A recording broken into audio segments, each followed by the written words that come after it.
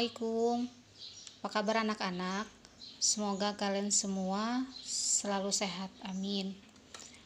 Mari kita hari ini bersama-sama belajar fikih dengan Ibu. Hari ini yang akan kita bahas tentang sholat sunnah rawatib.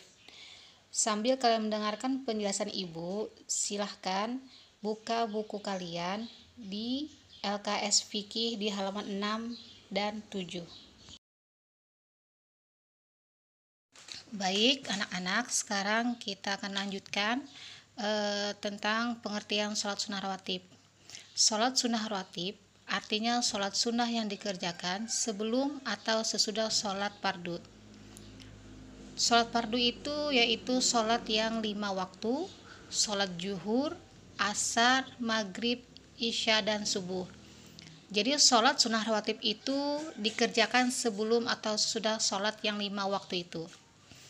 Baik, tujuan dari sholat sunnah rawatib itu adalah untuk menyempurnakan kekurangan yang terdapat pada sholat fardu, yaitu salah satunya untuk menambah pahala kita, yang mana akan disempurnakan dengan kita mengerjakan sholat yang sunnah sebelum mengerjakan sholat yang wajib.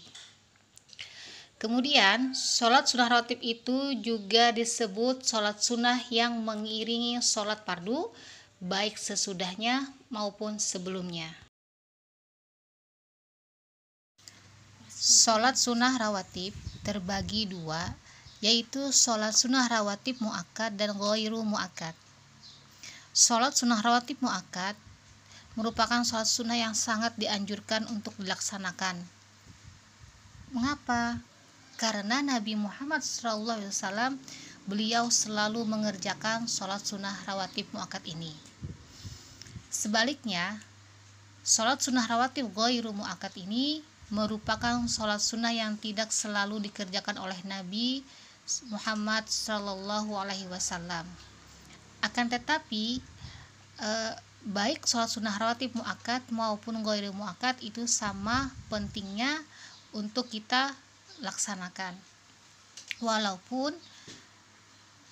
apabila kita mengerjakan sholat sunnah rawatib muakkad, pahalanya lebih besar dibanding dengan mengerjakan sholat sunnah rawatib ghairu muakkad. Kemudian dalam pelaksanaan sholat sunnah rawatib itu sama dengan sholat fardu, baik gerakan maupun bacaannya. Hanya saja yang membedakan itu adalah niat sholat. Baik, akan Ibu jelaskan hal-hal apa saja yang perlu diperhatikan dalam pelaksanaan sholat sunnah rawatib. Pertama, tidak didahului azan dan iqomah. Kedua, dilaksanakan secara munfarid atau sendirian. Ketiga, bacaannya tidak dinyaringkan. Keempat, jika lebih dari 2 rakaat, maka setiap 2 rakaat itu 1 salam. Kelima, membaca niat yang sesuai dengan sholatnya. Misal, kita hendak melaksanakan sholat sunnah rawatib sesudah zuhur, maka yang dibaca adalah niat sholat sunnah rawatib sesudah zuhur. Atau kita hendak melaksanakan sholat sunnah rawatib sebelum zuhur, maka yang dibaca adalah niat sholat sunnah rawatib sebelum zuhur. 6. Tempat mengerjakan sholat sunnah rawatib itu lebih baik pindah sedikit dari tempat sholat fardu. Misal, sebelum kita melaksanakan sholat fardu, kita berada di saf di nomor 3. Nah, di saf nomor 3 itu kita melaksanakan sholat sunnah rawatib. Kemudian setelah kita selesai melaksanakan sholat sunnah rawatib, maka kita akan maju lagi ke saf kedua ketika hendak melaksanakan sholat fardu. Dan terakhir, apabila iqomah itu sudah dikumandangkan, maka kita tidak boleh mengerjakan sholat sunnah rawatib ataupun sholat sunnah lainnya. Demikian materi untuk hari ini yang bisa Ibu sampaikan. Sebelum Ibu akhiri, Ibu akan memberikan kesimpulan tentang materi hari ini, yaitu tentang sholat sunnah rawatib. 1. Sholat sunnah rawatib itu sholat yang dikerjakan sebelum atau sesudah sholat fardu. Kedua, tujuan dilaksanakannya sholat sunnah rawatib yaitu untuk menyempurnakan kekurangan yang terdapat dalam sholat fardu.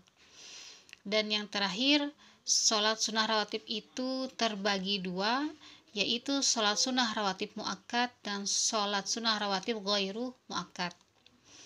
Baik anak-anak, ini dulu yang bisa Ibu sampaikan. Semoga bermanfaat dan sampai jumpa di pertemuan selanjutnya. Wassalamualaikum warahmatullahi wabarakatuh.